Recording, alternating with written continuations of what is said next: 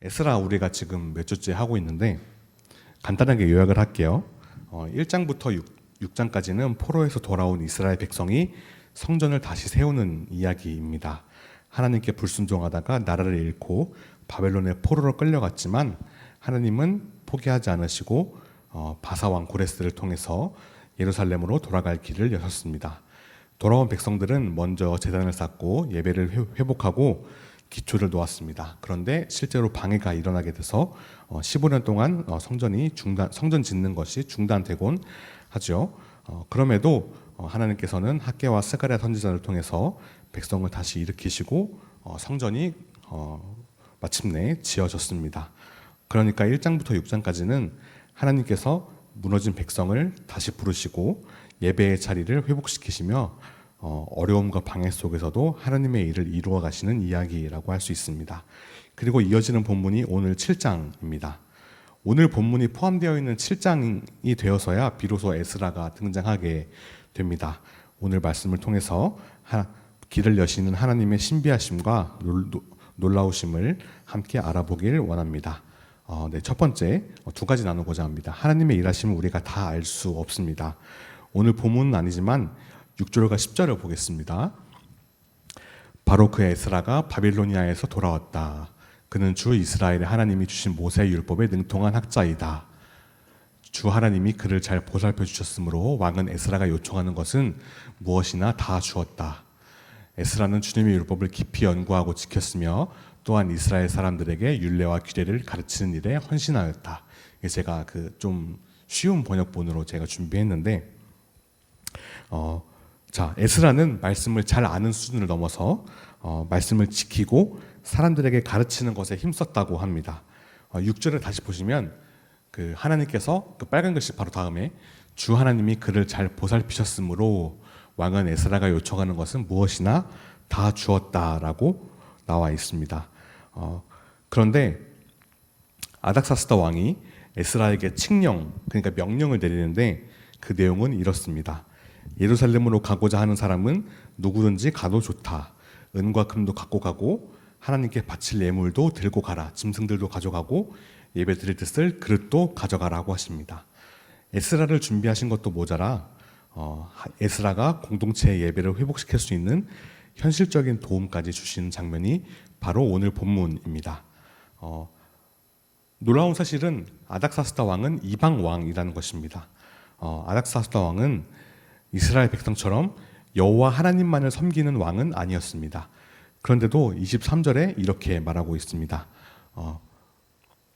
무릇 하늘의 하나님의 전을 위하여 하늘의 하나님이 명령하신 것은 삼가 행하라. 어찌하여 진노가 왕과 왕자의 나라에 임하게 하랴.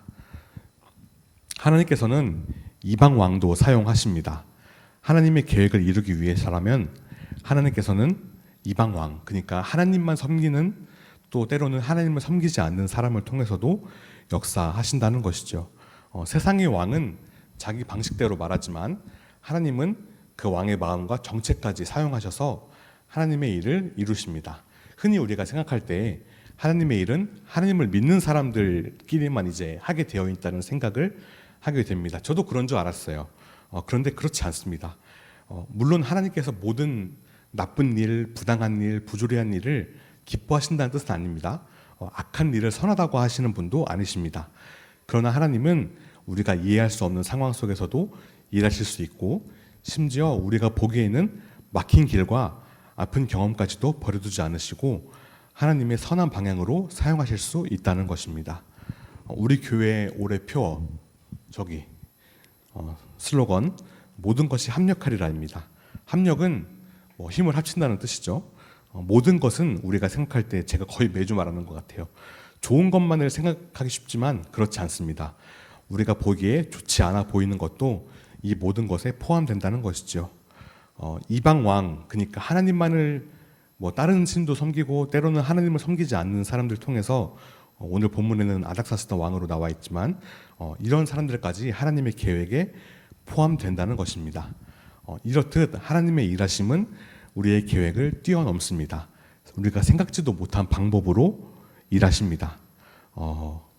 조금은 불쾌하게 들릴 수도 있겠지만 여러분이 싫어하는 사람, 경험, 불쾌했던 경험 등을 통해서도 하나님께서는 그것을 사용하신다는 것입니다.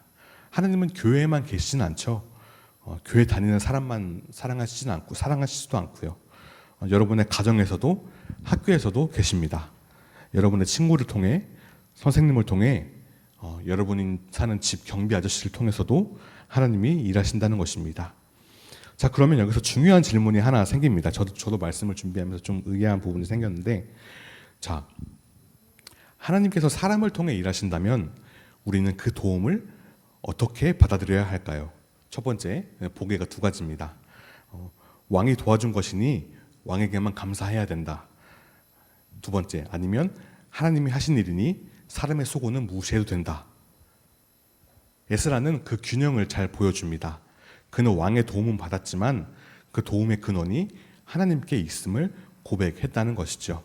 그래서 우리가 좀 잘 균형을 잡아야 돼요. 신앙생활에도 매너라는 게 있더라고요. 그래서 여러분들이 어떤 도움을 받거나 그랬을 때 하나님의 도우심을 인정하면서도 동시에 그 하나님께서 사용하신 일하신 그 도구가 된 사람에게도 우리가 존중을 표할 수 있어야 한다는 것입니다. 그래서 간혹 가다가 예를 들어 하나님께서 믿지 않는 사람을 사용하셔서 믿는 사람을 도우실 때 믿는 사람들이 그 사람의 수고를 빼놓고 이제 하나님께 영광을 올렸다가 그 사람들이 그 믿지 않는 사람들이 불쾌해하는 경우가 되게 많더라고요. 그래서 여러분들이 잘 균형을 잡았으면 좋겠습니다. 매너 있는 신앙인이 됩시다. 네, 그 두 번째, 다음으로 은혜를 받았을 때는 찬양을 올려드려야 한다는 것입니다. 하나님께서 에스라를 돌보셨으므로 에스라는 왕의 도움을 어마어마하게 많이 받습니다. 에스라가 해달라는 것은 다 해주었죠. 그런데 에스라는 자기가 잘해서 이런 도움을 받았다고 말하지 않습니다. 27절, 28절을 보겠습니다. 네, 다음으로 넘겨주시면 감사하겠습니다. 우리 조상들의 하나님 여호와를 송축할지로다. 그가 왕의 마음에 예루살렘 여호와의 성전을 아름답게 할 뜻을 두시고 또 나로 왕과 그의 보좌관들 앞과 왕의 권세 있는 모든 방대기 앞에서 은혜를 얻게 하셨도다. 내 하나님 여호와의 손이 내 위에 있으므로 내가 힘을 얻어 이스라엘 중에 우두머리들을 모아 나와 함께 올라오게 하였노라. 즉 하나님께서 도와주셨으므로 여기까지 이르게 되었다고 말합니다. 이것이 참 중요합니다. 인간은 눈에 보이는 것이 되게 약하거든요. 하나님은 보이는 존재는 아니십니다. 영이시죠. 사람도 아니셔서 하나님의 도우심을 잘 못 느끼는 분들이 많이 있는 것 같아요. 하나님께서 어떤 것을 통하여서 사람을 통하여서 일하시는 것인데 하나님이 직접 하나님이 천지를 창조하실 때 말씀으로 지으셨죠. 하나님이 벽돌 나르고 시멘트 붓고 막 그러지 않았어요. 하나님께서는 사람을 통하여서 일하시는 것인데 그것을 자신이 잘해서 잘 됐다고 하거나 아니면 조금 안 좋은 케이스로는 운이 좋았다고 하거나 하는 등 이렇게 말하는 사람이 믿는 사람들 중에서도 되게 많이 있거든요. 그래서 저는 하나님의 타이밍, 하나님의 때라고 말을 하는 것을 권면 드립니다. 왜냐하면 믿는 사람들은 언어도 굉장히 중요하기 때문이에요. 때로는 사람에게만 감사하는 사람도 있고요. 물론 둘 다 인정해야 하죠. 하나님이 하신 것도 사람을 움직이셔서 사람에게 도움을 받은 것도 둘 다 감사를 표현해야 합니다. 성숙한 사람은 이렇게 말합니다. 하나님께서 하셨고 하나님께서 그 사람을 통해 나를 도우셨다라고 할 수 있어야 한다는 것입니다. 여러분은 어떤가요? 하나님께 감사하고 있습니까? 그저 운이 좋았다고 사람이 도왔다고 말하지 않습니까? 하나님은 여러분을 향한 계획을 한 사람 한 사람 다 갖고 계세요. 믿으시길 바랍니다. 저도 믿어요.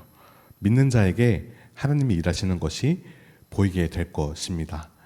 그리고 잘 되든 잘 되지 않든 하나님께 감사하십시오. 저도 저를 향한 하나님의 계획이 있다는 것을 믿어요. 그런데 때로는 답답하죠. 당연히 눈에 보이는 열매가 없고 진전이 없는 것 같고 제자리 걸음만 하는 것 같고 하는데 믿음의 눈으로 바라보면 하나님의 계획을 신뢰하면 우리는 그런 어려움들을 조금은 이겨낼 수 있지 않을까 싶습니다. 믿는 사람들이 하기 어려워하는 것 두 가지가 있는데요. 첫 번째는 어려울 때도 감사하기고요. 두 번째는 상황이 잘 풀릴 때도 하나님을 꾸준히 찾기입니다. 에스라는 잘 풀려도 하나님을 꾸준히 찾았습니다. 잘 풀린다는 말이 또 좋지 않을 수도 있는데 어쨌든 잘 될 때도 하나님을 꾸준히 찾았습니다. 어려운 것을 한 것입니다. 여러분, 우리가 힘들고 어려울 때 하나님을 찾습니까? 아니면 잘 될 때, 막히는 일이 없을 때 하나님을 찾습니까? 일반적으로 솔직히 얘기해 봅시다. 저도 물론 제가 그렇다고 해서 여러분이 그런 건 아니지만 저도 힘들고 어려울 때 하나님을 더 찾는 경우가 많이 있었던 것 같아요.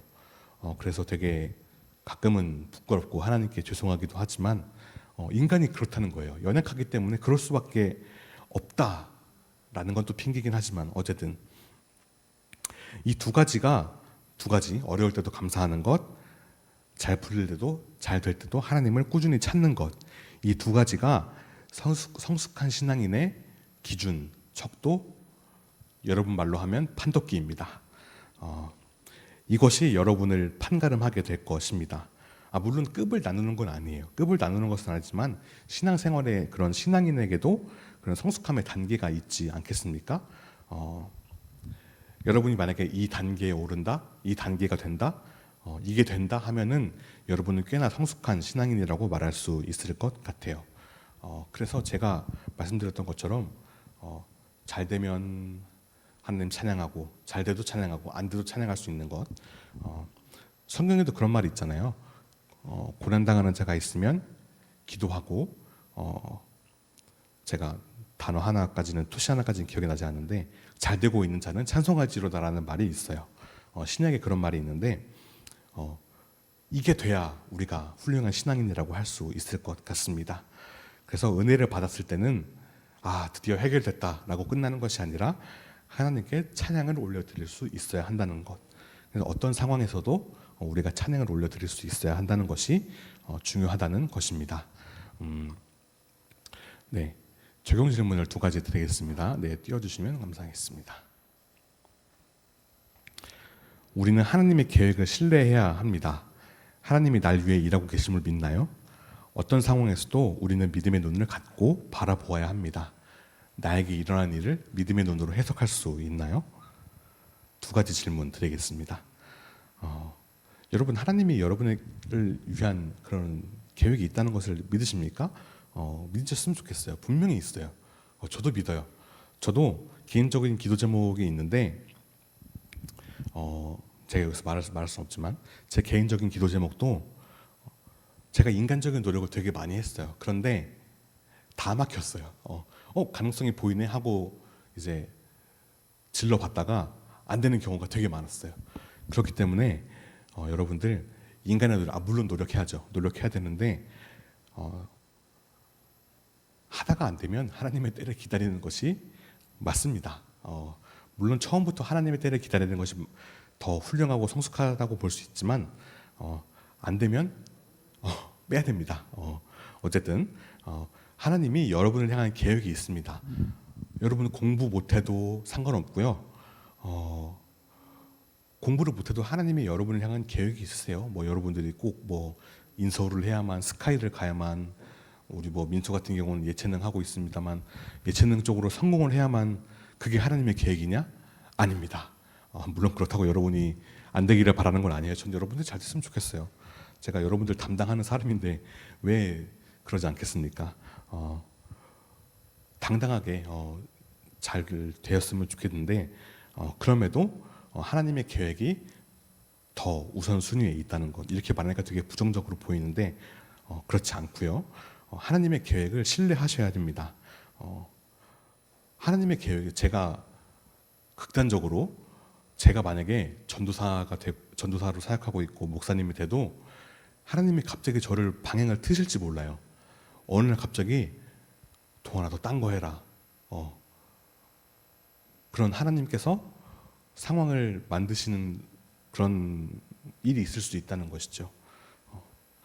그래서 제가 옛날에 한창 방황할 때가 있었는데 사역 안 할래요, 때려칠래요, 거의 전에 있던 교회에서 1년에 한 번꼴로 이제 위에 계시던 부목사님한테 상담을 했는데, 동환아, 막을 거면 하나님이 막으신다. 사람이 막을 수가 없다. 하나님이 그만두게 하신다라고 말을 했는데, 에이 그게 무슨 소리야라고 했거든요. 근데 저는 그게 이제 시간이 지나고 보니까 저도 그냥 끝까지 버텼거든요. 끝까지 버티다 보니까 그 말씀이 이해가 되고 납득이 되더라고요. 막아도 하나님이 막으십니다. 사람이 할 수가 없어요. 하나님의 계획이 다 있다는 것입니다. 그리고 여러분들에게 일어나는 일을 믿음의 눈으로 볼 수 있으십니까? 이거 되게 어려워요. 이거 되게 어려워요. 어떤 일이 일어나면 막 과몰입하고 비속어 쓰고, 저도 그랬던 때가 있습니다. 제 부끄러운 과거를 하나 고백하겠습니다. 저는 집에 컴퓨터가 있어요. 집에 컴퓨터가 있는데 제가 이제 게임을 되게 좋아하거든요. 게임을 되게 좋아하는데 이런 거 말해도 되나? 제가 한 20대 중반까지만 해도 화가 되게 많아가지고 게임을 하다가 안 풀리면, 자 저기서 이미 누가 했는데 소위 샷건을 제가 많이 쳤어요. 샷건을 많이 쳐가지고 제 책상 한가운데에 구멍이 나 있습니다. 그래가지고 이런 것까지 오픈할 그건 어쨌든. 그런데 제가 조카가 그러더라고요. 조카가 이제 컴퓨터로 마인크래프트랑 로블록스를 하는데, 삼촌이 여기에 구멍이 뚫려 있어 이러는 거예요. 그래서 삼촌이 턱을 개고 있다가 이게 팔꿈치로 눌러서 그렇게 된 거야라고 거짓말을 쳤는데, 저 한 3, 4년 전까지만 해도 굉장한 그런 혈기가 있었던 사람이에요. 자 어쨌든 그런데 되게 막 뭐 부모님이랑 다툼이 있으면, 부모님이 문 닫고 나가시면 제가 벽을 주먹으로 막 꽉꽉꽉 욕을 했어요. 제 흑역사를 오픈합니다. 설교를 위해서, 메시지를 위해서. 어쨌든 그런데 그런 어려움들을 우리가 믿음의 눈으로 바라볼 수 있어야 한다는 것입니다. 되게 중요해요. 이게 하나님의 계획이에요. 하나님의 계획 안에 우리가 믿음의 눈을 갖고 바라보아야 한다는 것이 포함되어 있습니다. 믿음의 눈을 갖고 바라보아야 하나님의 계획이 이해가 되기 시작해요. 그냥 세상의 눈, 인간적인 눈으로 바라보았다가는 하나님이 계신 건지 안 계신 건지 생각도 들고 막 의심과 회의감이 막 든다는 것이죠. 하나님의 일하심을 다 알 수 없습니다. 어쩌면 감이라고 표현해도 될 정도입니다. 그렇지만 우리가 믿음의 눈을 갖고 바라보면 하나님의 계획하심이 이해가 되기 시작한다는 것이죠. 네, 말씀을 정리하겠습니다. 반주를 부탁드립니다. 하나님의 역사하심은 우리의 기대와 상상과 예상을 뛰어넘습니다. 여러분에게 어떤 방식으로 일하실지 몰라요. 그 하나님을 신뢰하셨으면 좋겠습니다. 저요? 저 최근에 가장 기도 제목은 배우자입니다. 그런데 하나님께서 인간적인 노력도 많이 사실 아까 말한 게 그거였어요. 그런데 어제 풋살 대회에서도 언급이 돼갖고 제가 막 한숨 푹푹 쉬고 그랬는데, 어쨌든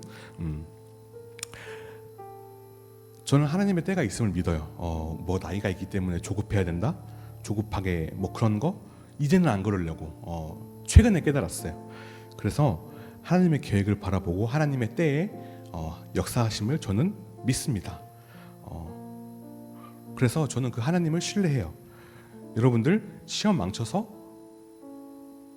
기분이 좋지 않습니까? 괜찮습니다. 하나님의 계획 안에 여러분이 믿음의 눈으로 바라본다면 하나님께서는 그것조차 사용하신다는 것입니다. 그게 어떻게 될지 몰라요. 그게 여러분이 나중에 갑자기 공부를 확 잘해서 예를 들어 학원에서 뭐 과외를 아르바이트를 하거나 할 때 처음부터 잘한 사람은 밑에 애들, 이렇게 표현해서 미안해요, 밑에 애들의 심정을 이해를 못하거든요. 근데 점점 올라간 사람은 그런 하위권에 있는 학생들의 마음을 이해하는 것처럼 그렇게 된다는 것이죠. 그래서 여러분들이 믿음의 눈을 갖고 바라보아야 하나님의 계획이 보인다는 것입니다. 어떤 상황에서든지 하나님을 찬양하십시오. 잘 될 때 찬양하고 안 될 때도 찬양하십시오. 물론 우리의 삶에서 좋은 일이 생기면 나 자신만 보게 되고 힘든 일이 생기면 하나님을 원망하고 싶을 때가 분명히 있습니다. 그러나 물론 그게 연약함입니다. 그러나 하나님은 거기서 우리를 멈추게 하지 않으시고 어떤 상황에서도 하나님을 바라보는 사람으로 자라게 하십니다. 시험을 망쳐도, 부모님이랑 싸워도, 친구랑 싸워도, 친구한테 손절당해도 하나님의 계획이 다 있습니다. 여러분들 다 빚어가시는 과정이에요. 한 번만 믿어주지 않겠습니까? 부탁을 드립니다. 하나님의 계획을 믿음의 눈으로 바라볼 수 있는 우리가 되었으면 좋겠어요. 그럴 때 하나님께서 우리의 길을 열어주실 줄 믿습니다.